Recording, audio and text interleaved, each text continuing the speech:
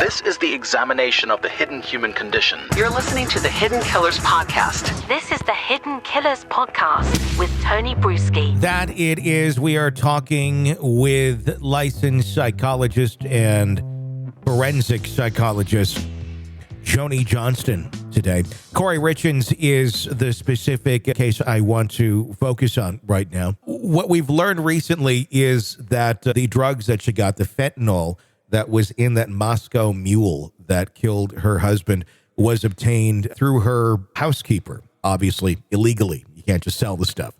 About $900 for about 15 to 30 pills. She bought them twice from her housekeeper.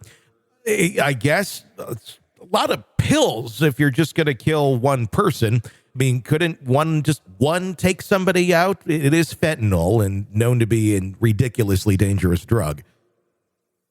You would certainly think so. Yeah. Although there are certainly allegations that she had tried before to kill her husband and it was unsuccessful. Yeah. So I guess one can make the argument that she was going to make sure this time, or at least have enough in supply that if she had to continue to try, she had the ammunition for it. Sure. And the mindset it would take, it totally shows motive. It shows this was premeditated.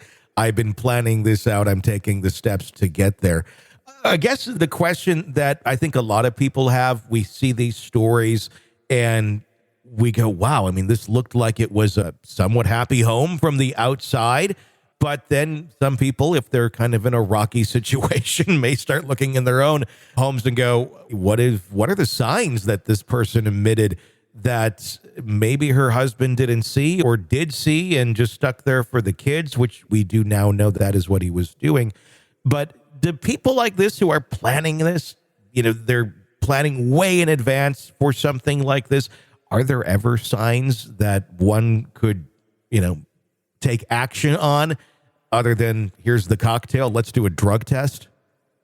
It's interesting because I wrote an article a few years back called the psychological profile of a poisoner. And one of the things that the research kind of showed, which was pretty interesting, Tony, is that, as a group, that poisoners tend to be pretty sneaky. And so when you look at murderers who use other kinds of weapons, they're much more likely to be non-confrontational and to appear to be loving and caring while secretly kind of plotting the demise of their loved one. That money tends to be the primary motive. There were a lot of things, looking at kind of poisoners as a group that Kouri Richins kind of tends to fall under that umbrella.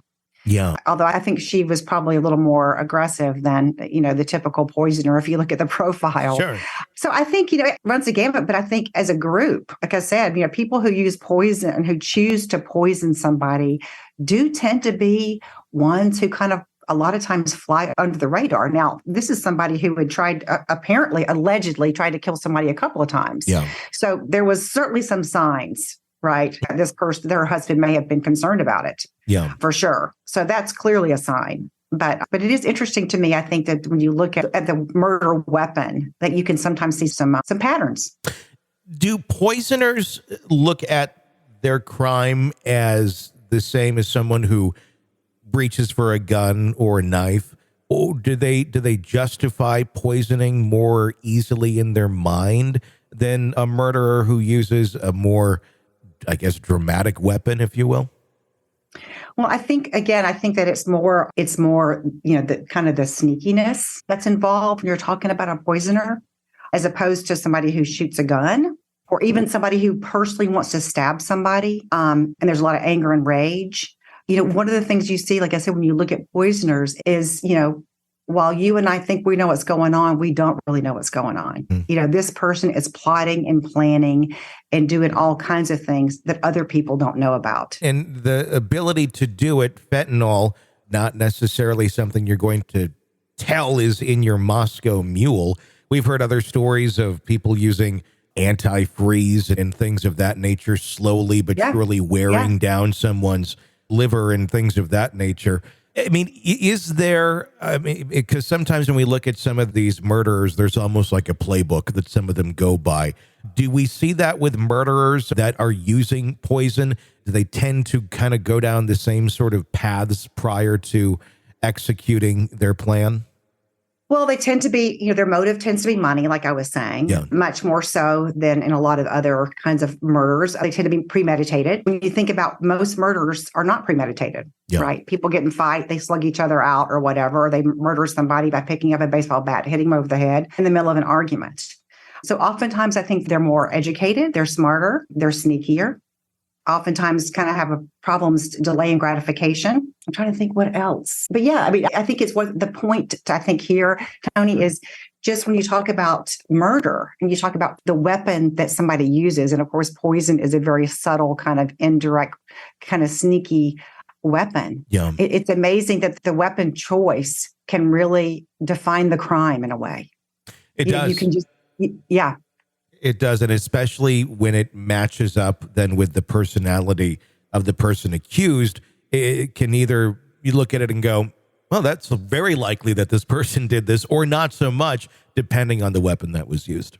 Yes, absolutely.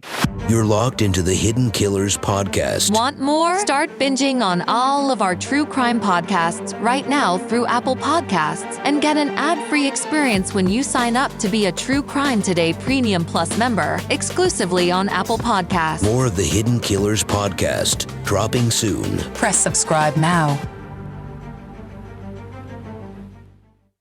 This is an examination of the hidden human condition This is the Hidden Killers podcast with Tony Brueski.